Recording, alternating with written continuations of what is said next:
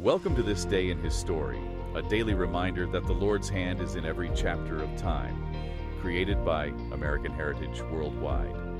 Today, November 13th, we are celebrating the birthday of Joseph F. Smith. May the lessons of yesterday inspire you to see God's hand today and to play your part in his story now.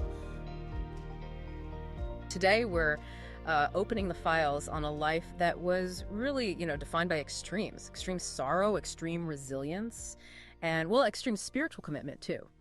We are talking about Joseph F. Smith. He was the 6th president of the Church of Jesus Christ of Latter-day Saints, born way back in 1838. And the adversity, it seems like it started almost, immediately. It really did. When you look through the sources, the records of his life, you absolutely see a man whose character was just fundamentally forged by hardship. Right. And so our goal in this deep dive really is to synthesize that information. We want to look at those crushing trials that built his resilience, his almost unparalleled emphasis on family, the sanctity of it, and then how that foundation sort of informed his later leadership, specifically things like strengthening priesthood quorums and fostering that worldwide church prosperity we read about. Let's unpack this then, because the personal story here is where so much of the power lies, I think.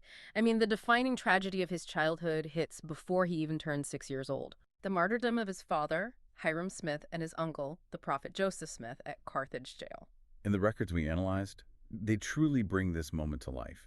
It shows just how visceral and defining it was for such a young child. Joseph S. Smith apparently never forgot the specific details. Like what?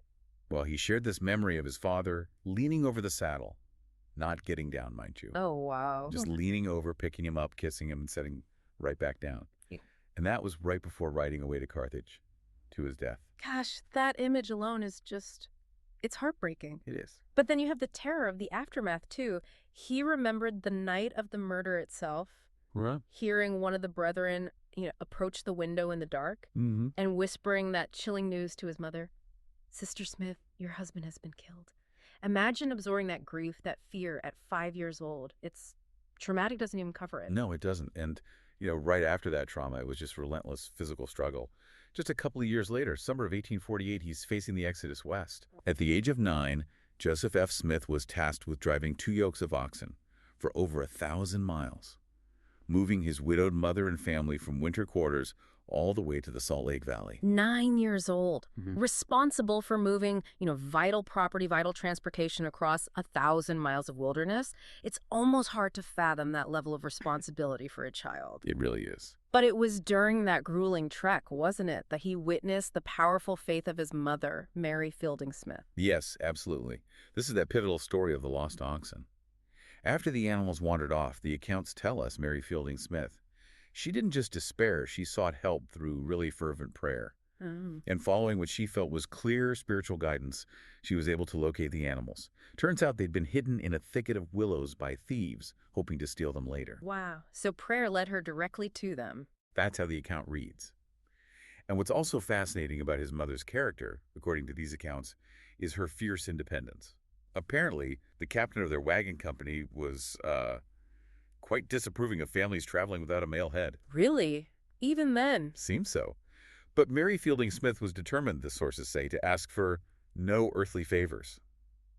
She and young Joseph actually managed to arrive in the Salt Lake Valley ahead of the main company. Ahead of them, despite the captain's doubts. Exactly. Proving her strength and, I suppose, her faith. She sounds incredible, which must have made the next loss even more devastating. She was the absolute anchor for him. So yes, shortly after they arrived in the valley, when Joseph was only 13, his mother died. 13. So he was truly orphaned then. Truly orphaned. He later said, and this quote is powerful, she was the strongest anchor in my life. He added, that which helped me to hold to every principle was the love of my dear mother. So, okay, let's recap. By 13, the two strongest people in his life, his father and his mother, are gone. He's been personally subjected to violence, displacement, severe physical labor. This really brings us to a significant turning point, doesn't it? Where the boy starts to be transformed, perhaps, into the man through spiritual experience. It seems that way. Just 4 months after his 15th birthday, he gets his first mission call to the Hawaiian Islands. 15. That's incredibly young for a mission, especially back then and so far away. It is. And the sources indicate he struggled immensely there, battling severe illness, homesickness, discouragement. It sounds like this pressure really forced him to, well, seek an answer for his loneliness, for his purpose. And this is where the adversity maybe yields some clarity. That's what the records suggest. His searching led to a really profound visionary turning point. He had a dream. In it, he saw his uncle Joseph, his father Hyrum, and his mother. All together. Yes, and he apparently awoke completely comforted, strengthened. It was a pivotal moment. How did he describe it? Well, his own reflection on it gives us, I think, the key insight into his character development. He said upon waking, "When I awoke that morning, I was a man, although only a boy." Wow. He went on, "There was nothing in the world that I feared. That dream has helped me out of every trial and through every difficulty."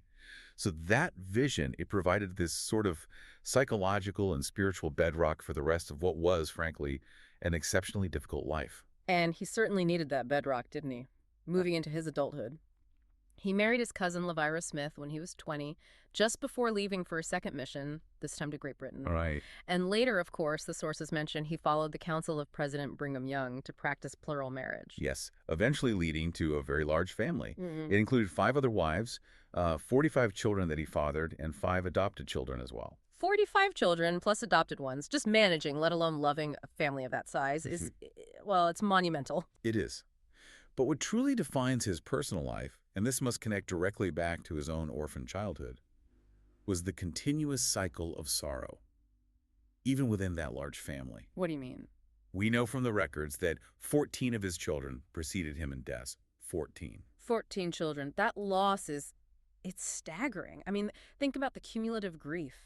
Losing his father, his uncle, his mother, and then watching 14 of his own children die. It highlights this inescapable, almost relentless sorrow that kind of defined his private life, even as his public ministry was growing and becoming more prominent. And if we connect that deep personal pain to his public teachings, the connection becomes pretty clear, doesn't it? Absolutely.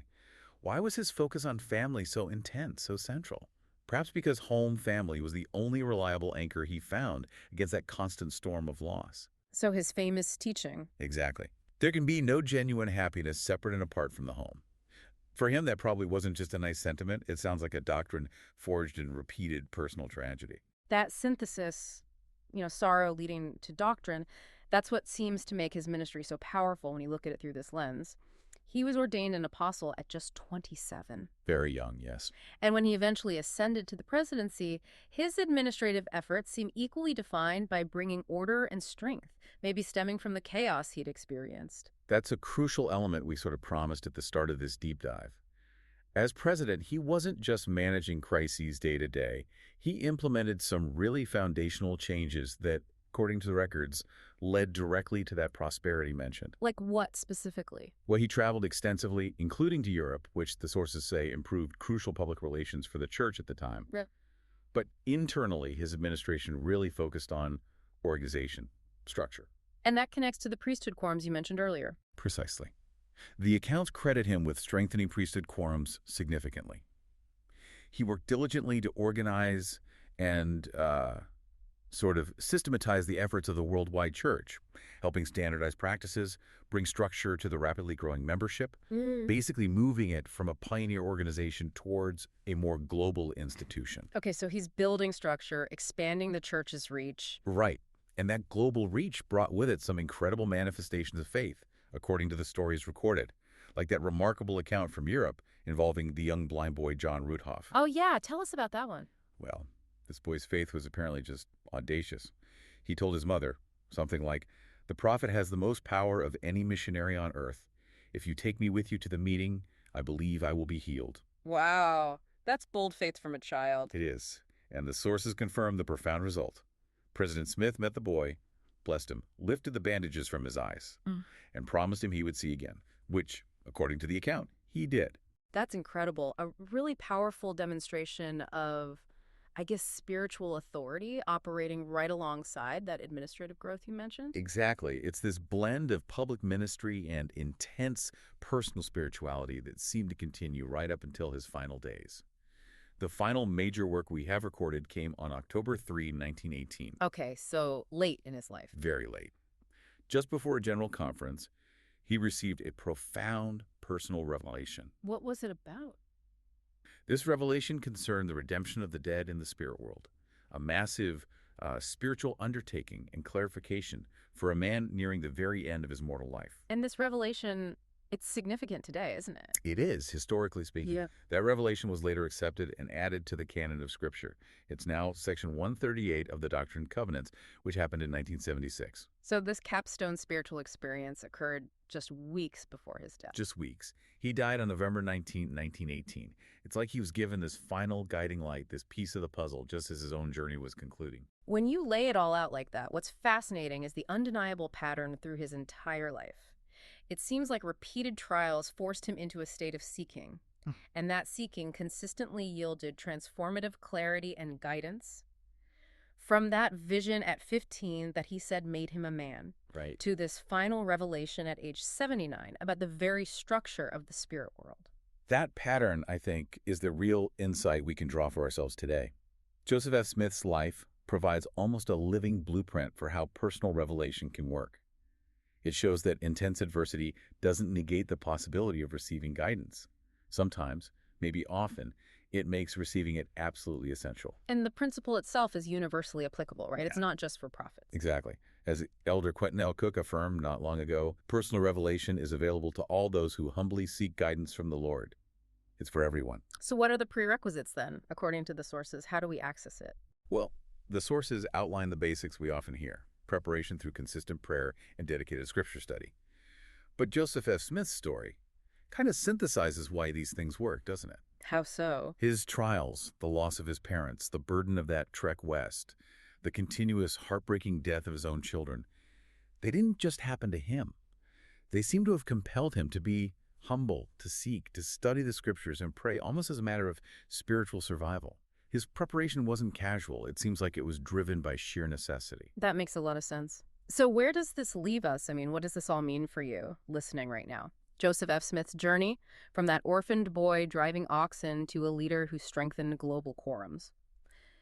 It's just such a powerful testament to the connection between resilience and spiritual seeking. Yeah. He clearly found clarity and strength through these spiritual experiences, even when facing sorrow that seems almost relentless, losing his father, his uncle, his mother, and then 14 of his own kids. His life really shows that preparation is the key to receiving direction, maybe especially when the path ahead looks dark or uncertain. The guidance we've reviewed from the sources regarding prayer and scripture study is pretty straightforward. Right. It's not complicated advice. No. So the question, maybe, for you to mull over isn't if you should seek revelation. The sources suggest we all should. But rather, what small, concrete change to your daily preparation, specifically in your consistent prayer or your scripture study, are you willing to make, starting right now, to ensure you are ready? Ready to receive the spiritual guidance that, like Joseph F. Smith, you may desperately need someday. Thank you for joining us for this day in his story, created by American Heritage Worldwide. May the lessons of yesterday inspire you to see God's hand today and to play your part in his story now.